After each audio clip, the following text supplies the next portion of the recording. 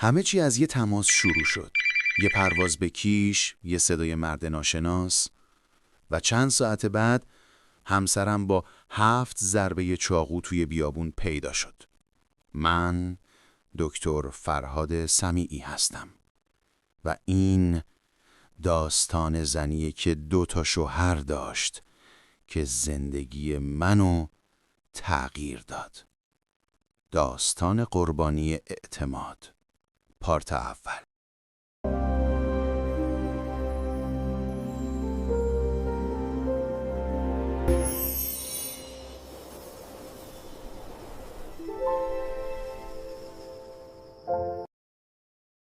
درست یادم نیست چه تاریخی بود، ولی یادم میاد که منشی گفت دکتر، تلفنتون داره زنگ میخوره، چندمین باره.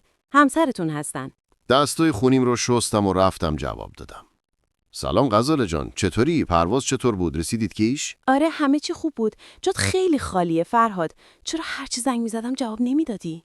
خونه بودم عزیزم. منشی زنگ زد، گفت یه مورد جنازه برای کالبد شکافی آوردن پزشکی قانونی و مجبور شدم بیام. دستم باهاش بند بود. ببخشید. آخرای همین جمله بود که یه صدای مردونه از اونور گفت غزاله عشقم، اون کیه؟ مگه با رها و ویدا نرفته بودی؟ واه، مگه شک داری دیوونه؟ یکی دیگه بود. من دیگه باید برم، کاری نداری؟ قطع کردیم، ولی یه چیزی درست نبود. مگه میشه یه نفر دیگه نزدیک گوشی غزاله دقیقاً یکی دیگر رو با همین اسم صدا کنه؟ چند ساعت گذشت، دیگه طاقت نیاوردم. دوباره به غزاله زنگ زدم. سلام، چطوری؟ خوبی؟ چه کار میکنی؟ سلام عزیزم، مگه نگفتی سر کاری برای کالبد شکافی؟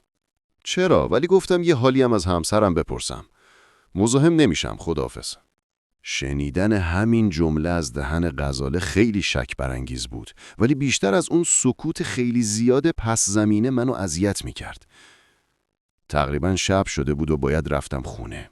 هر چی زنگ میزدم غزاله جواب نمیداد. فکرای منفی داشت دیوونم میکرد. با خودم گفتم قطعا رفته خرید. وقتی رسیدم خونه از خستگی کار نفهمیدم کی خوابم برد.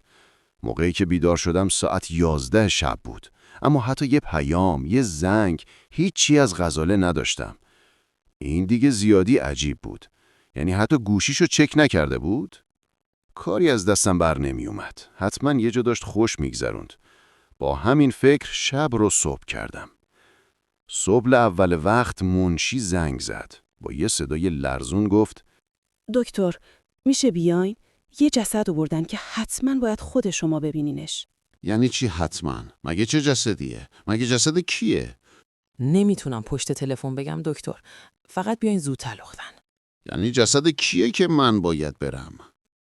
فقط با 1000 تا فکر و ترس لباسمو پوشیدم. نفهمیدم چجوری رسیدم. وقتی رفتم تو، همه سراشونو آوردن بالا و یه جوری به من زل زدن. احساس سنگینی عجیبی اونجا موج میزد. با قدم‌هایی که انگار سنگ بهشون وصل بود، رسیدم جلوی تختی که 2 افسر پلیس بالا سرش وایساده بودند و یه پارچه سفید روی جسدی کشیده شده بود که فقط موهاش معلوم بود. یه رنگ دودی خیلی قشنگ، دقیقاً همرنگ موهای غزاله. افسر آگاهی شروع کرد به صحبت. سلام. آقای سمیعی، دیروز در بیابان‌های اطراف تهران مردم محلی تماسی با ما گرفتند و گفتند که جسد یه خانم اونجا رها شده. خب اینا چه ارتباطی با من داره؟ عرض می‌کنم. با حضور نیروی پلیس و جمع‌آوری مدارک ما کارت شناسایی این خانم رو پیدا کردیم. متاسفانه خانم غزاله مختاری همسر شما بودند. خندیدم و گفتم نه، اشتباه میکنید. غزاله دیروز پرواز داشته به کیش، اصلا تهران نیست. جناب سمیعی، بند شما را درک میکنم، اما یه نگاهی به جسد میشه بندازید؟ دستشو برد سمت پارچه سفید. میخواست کنارش بزنه. چشام دوخته شده بود به یه تیکه پارچه سفید که کل عمرم کارم بود. چند ثانیه یه عمر شده بود. یعنی چی میگه؟ اصلا ممکنه؟ یعنی غزاله نرفته؟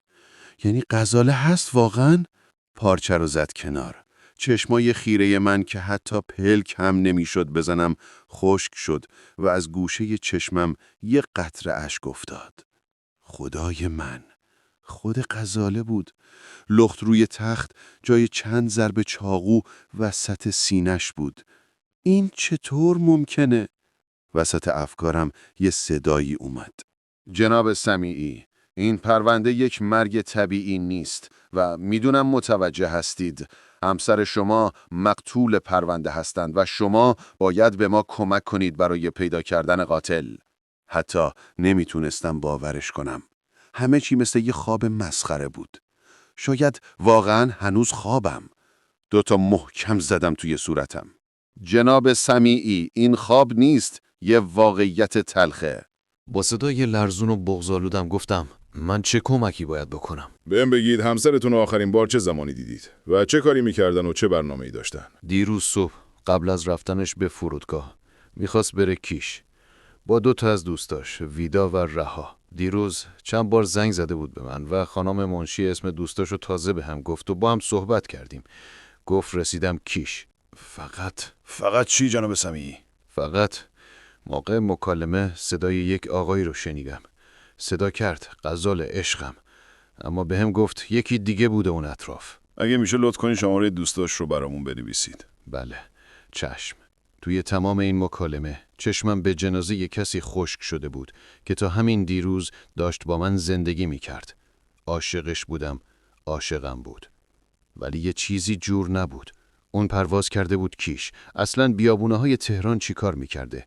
اصلا تهران بوده مگه؟ فکرهام داشت دیوونم میکرد.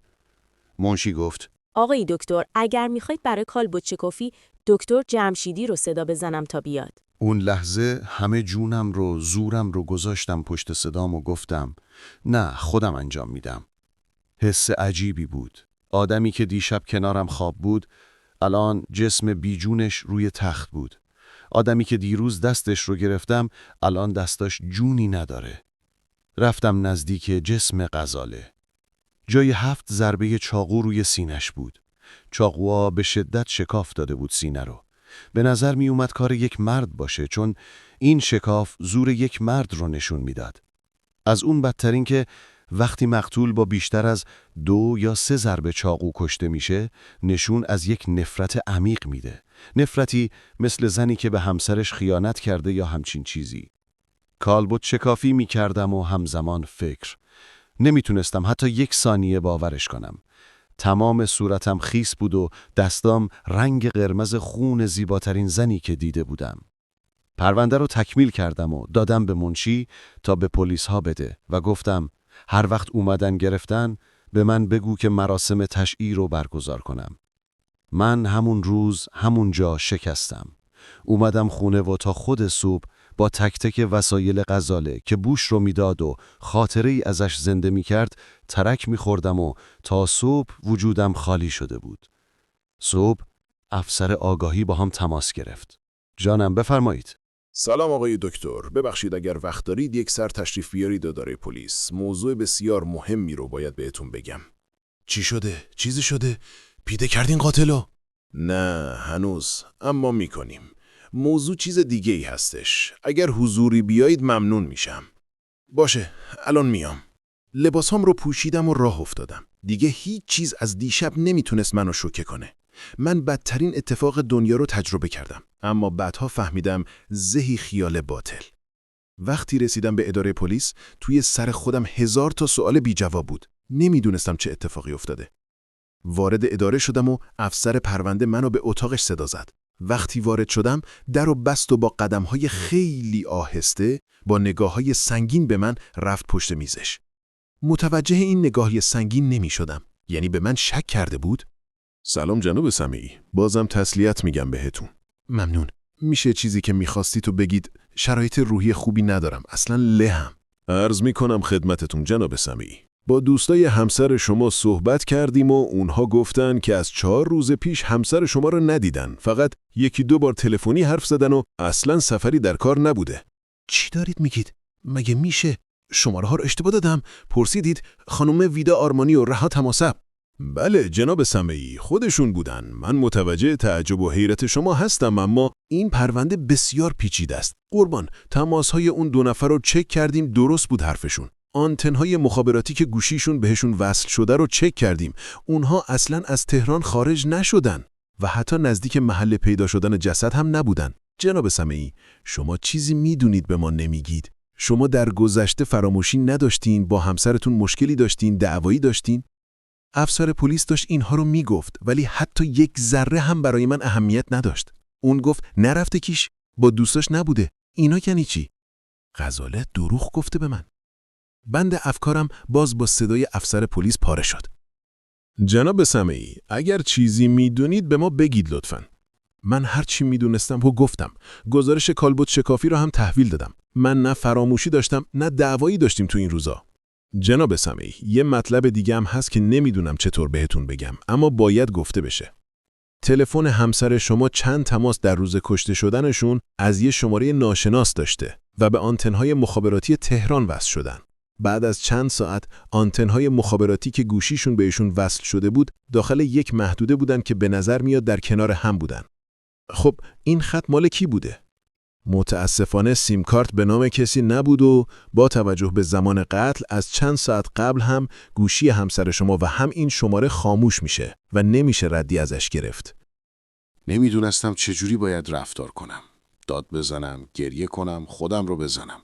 همه ی دنیا روی سرم خراب شد. اینا چی بود که من شنیدم؟